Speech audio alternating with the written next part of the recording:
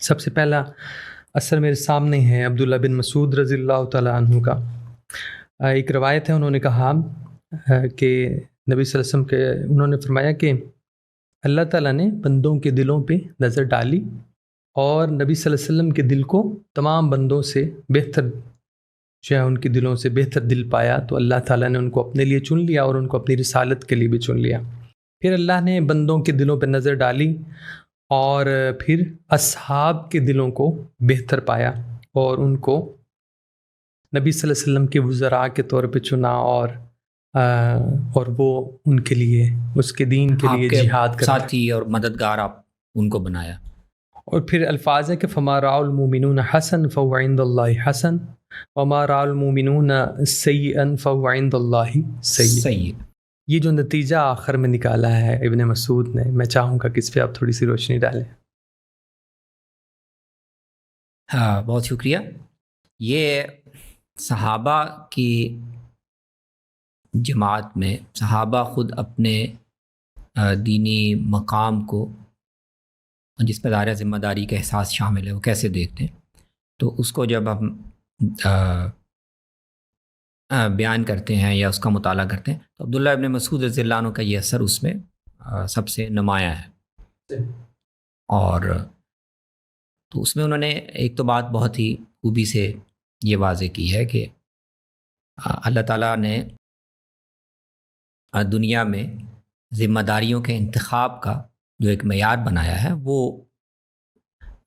یعنی انتخاب تو اللہ تعالیٰ ہی کرتے ہیں بالکل اپنی حکمت کے تحت، لیکن اس میں بندوں میں جو اوصاف موجود ہیں، جو ان کے اندر اوصاف اور کمالات ہیں، ان کے لحاظ سے کیا جاتا ہے. تو انبیاء کا انتخاب وہ اللہ تعالیٰ کے جو بہترین بندے ہیں، اپنی صلاحیت کے لحاظ سے بھی، اوصاف کے لحاظ سے بھی، کردار کے لحاظ سے بھی، تو ان بہترین بندوں میں سے ہی اللہ تعالیٰ انتخاب کرتے ہیں. بالکل ٹھیک. وہ انتخاب ہے لیکن وہ معیار پہ ہوتا ہے. ٹھیک ہے. اسی طرح انبیاء کے جو معاونین اور انصار ہیں، ان کے حواری ہیں، انصار ہیں، ان کے مددگار ہیں، تو یہ شرف بھی اللہ تعالیٰ اگر دیتے ہیں تو وہ امتحان اور ایک تو میرٹ پہ دیتے ہیں، معیار پہ دیتے ہیں، اور جیسے دوسرا ہم نے دیکھا کہ اس میں پھر ابتلاء اور آزمائش کے ایک مرحلے سے گزار کر، تو ایک تو انہوں نے بڑے عمدی سے یہ بیان کیا کہ اللہ تعالیٰ نے آخری نبی کے لیے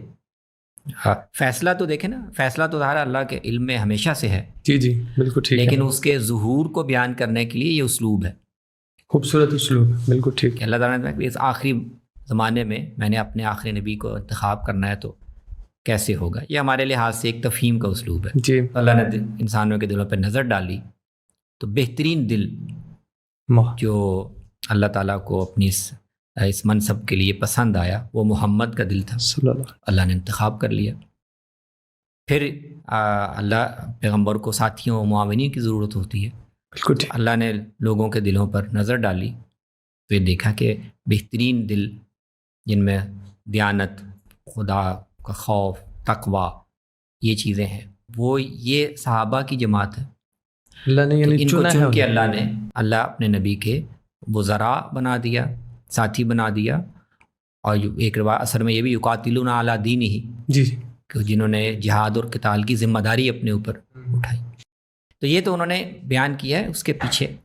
لیکن اصل مقصد اس پورے اثر میں وہ آخری جملہ جو آپ نے پڑھا، جی بالکل، یعنی جو وہ سکھانا چاہ رہے ہیں امت کو، اصل اس کا وہ یہ ہے فما رآہ المؤمنون، بعض روایتوں میں المسلمون ہے، فما رآہ المسلمون حسنا فهو عند اللہ حسن، وما رآہ المؤمنون سیئا، یا کسی روایت میں قبیحا ہے، فهو عند اللہ سیئ.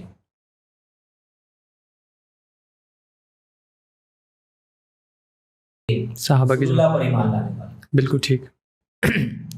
یہ جس چیز کو اپنے اجتماعی بصیرت کے لحاظ سے سمجھیں کہ یہ صحیح ہے تو وہ اللہ کے نزدیک بھی اچھی ہے، اور جس چیز کو یہ جماعت اپنے فہم، بصیرت اور دینی علم کی بنیاد پر یہ سمجھے کہ یہ صحیح نہیں ہے، یہ بری ہے، تو اللہ کے نزدیک بھی بری، کیونکہ اللہ نے ہی ان کا چناؤ کیا ہے، انتخاب اللہ نے کیا ہے. صحیح. تو وہ انتخاب کچھ میرٹس کی بنیاد پر کیا، جس میں علم بھی ہے، جس میں تقوی بھی ہے، جس میں دیانت بھی ہے، جس میں رسول اللہ صلی اللہ علیہ وسلم سے سیکھنے کا عمل بھی ہے۔ صحیح۔ تو بتانا وہ یہ چاہ رہے ہیں کہ صحابہ کی جماعت نے آپ کے بعد جو اجتماعی ڈیسیجنز لیے ہیں، جو اجتماعی فیصلے کیے ہیں، صحیح، ان پر اعتراض کی کوئی وجہ نہیں ہے۔ ان پر ان کو تان کا نشانہ بنانا، یہ اس پر اعتراض کرنا کہ یہ نہیں۔ صحابہ کی جماعت کا جو مقام ہے اور جو انتخاب ہے، وہ استدلال اور دلیل کی اپنی جگہ اہمیت ہے، اس کی نفی وہ نہیں کر رہے، لیکن اعتماد کے پہلو سے یہ کافی ہے۔ بالکل ٹھیک۔ صحابہ نے اگر مجموعی طور پر اتفاق سے کوئی فیصلہ کیا ہے تو ظاہر بات ہے کہ اس میں ان کا فہم بھی شامل ہے، دیانت بھی شامل ہے، جو تربیت ان کو ملی ہے وہ بھی شامل ہے۔ اس سے کوئی رائے کا اختلاف یا وہ کر سکتا ہے، لیکن یہ نہیں کہہ سکتا کہ وہ دینی لحاظ سے کوئی غلط فیصلہ ہو سکتا۔